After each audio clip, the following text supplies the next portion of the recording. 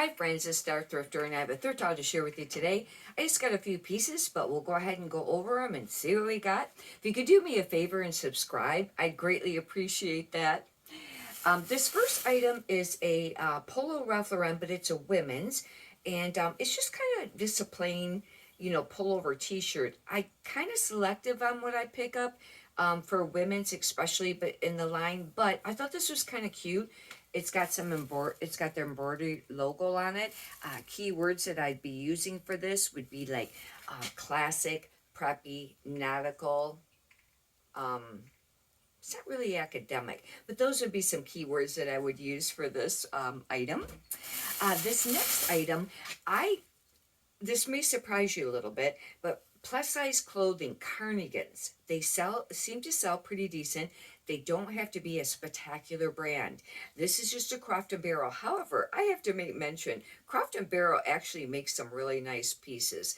As far as quality, they're very nice, but that's a very, minimal, brand.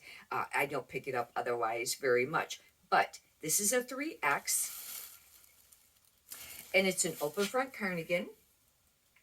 In an example, I just sold a Morona, which that too is a very minimal brand, and it was like a floral cardigan. And it just sold the other day. I don't remember how much. You're not going to get a ton, maybe 15, a little above that, maybe 20. But I really needed inventory.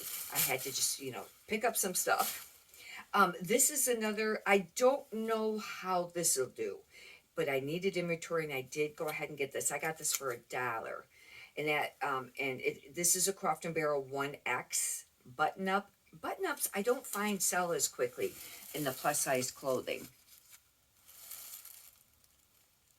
But it's a really cute pink top.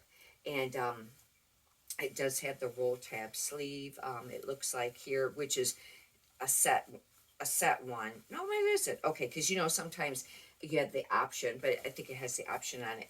But I'll do some different keywords on that. Just classic, maybe a little preppy, but it's not exactly preppy. Might still use Barbiecore, minimalist, staple wardrobe, things like that. If you're interested in what some of the trends are going to be for the upcoming winter season, I just did a video on it. You can check it out. It's kind of, I listed like 8 of them. It's kind of nice to check that out when you're reselling, because people may be looking for those type of items used or new if you find new stuff. This is a Torrid one, and I've decided to kind of slow down on picking up the Torrid. If you watch some of my other old videos, I picked up a ton of Torrid.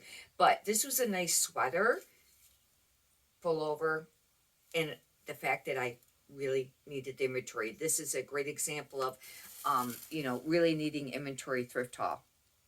But Torrid 1 is only going to be a 1X. But one thing I really like about Torrid, if you're not familiar, is that they have a style number. It's usually by the material tag, usually underneath it. It's a very long digit. If you're not sure how to do that, you just type in Torrid. You don't have to capitalize it, space, and then that number on Google. And then it'll bring up all. And then usually I'll click on images and look for it, because it may bring up stuff that's similar. But, most of the time, especially with Torrid, if it's not a super old piece, it usually will come up. Another example, CJ Banks. This is, I think, a 3X. But look at how cute this t-shirt is for winter coming up. Isn't that adorable? This one might not have been a great thing to pick up, but I needed inventory. I thought with winter coming up, I thought this was adorable. But that one might be a little harder to sell. I pick up very few Life is Good, but I did find this for $1. The Life is Good I've been finding, if it's like a XL or something like that, it sells quicker. But this is just a regular, I don't even know. I was trying to figure that out last night. Doesn't it look kind of like a Christmas wreath, but it's, that shape instead of, oval? I don't know.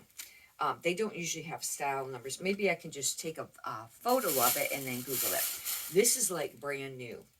And I don't know how this would do, but this is absolutely adorable. I have to use a ton of keywords for this. This is a Croft and Barrel, and it's a size small. And it says hot cocoa season. Look at this. And it's kind of like a food truck. Isn't this adorable? I thought this was super duper cute. I don't know how, it's really big for a small. But anyways, it's like brand new. You know, somebody probably bought it for the Christmas season and either, you know, wore it once or twice or something like that, or maybe not at all. This is a cashmere. I did pick up some cashmere last night. The one piece I picked up, it was really cute. It was just a Jones, New York, but it was like a false wrap and it was brown, but it had some holes on the shoulder, and I noticed it after I got home. I didn't inspect the clothing when I was thrifting last night. Um, this is Isaac Mazzari Live. I normally do not pick this brand up at all, but this is 100% cashmere, and it's a medium, and it's a cardigan. It's really nice, actually. I normally wouldn't get that brand. Hopefully this doesn't have any holes. This is a longer style cardigan too. It's not the short. This is more like a tunic cardigan. And you know, prep school, that was one of the things that that's a trending thing right now. That I'd be using that. Maybe staple wardrobe, cozy chic, classic, maybe college or school, office wear. I don't know. Because, you know, even if somebody lived where it was warm, a lot of times if there's air conditioning on and they work in an office, they still would like a cardigan. That's how come I find cardigans kind of sell year round. However, they sell not as quickly, you know, in the summer. Another cashmere, this is Apartment 9. I normally don't pick this up. And even being 100% cashmere, I was a little leery because this brand's not easy to sell. But it is a red turtleneck. It's really cute. It's a size large, and that will be, you know, a plus feature for it because, you know, if it was a small, it'd be a little harder to sell. Hopefully this is free from holes too. Then I have a couple of, I've had these for a while and I just didn't get them listed. Do you do that with some inventory where you know it's a little bit of more work and you just kind of like put off listing it? Or maybe, you know, if it's winter, sometimes you set it aside. But this, I forgot I actually have this till right now. This is a really nice, it's kind of like a leather and suede jacket, but look at the fringe. Usually fringe sells. This would be really great for rockabilly, western, cowgirl, boho, biker. The brand is Brian's and Baker or something like that. Not a particular brand. Now, I want to take a look because a lot of times what you'll find with leather is the lining will be discolored under the arms. This isn't. This just has like a, it's like kind of an ombre look to the material, it looks like. It's not exactly, well, it could be a little bit from that, but I'll take a photo of that and mention it. And, but anyhow, this could be worth some money because things like this, you know, usually sell. It's got all this fringe, you know, and but it's heavy. I'll have to, you know, weigh it, and that'll have to have a box, a big box to ship that in because it's just really heavy. I mean, if you had a really big poly mailer, you could, but when they get bigger like that, I don't have like super big. I don't have super big poly. What the world? This must be really long because I can't get the bag off it. It's a men's leather Harbor Bay, but it's a 4XL.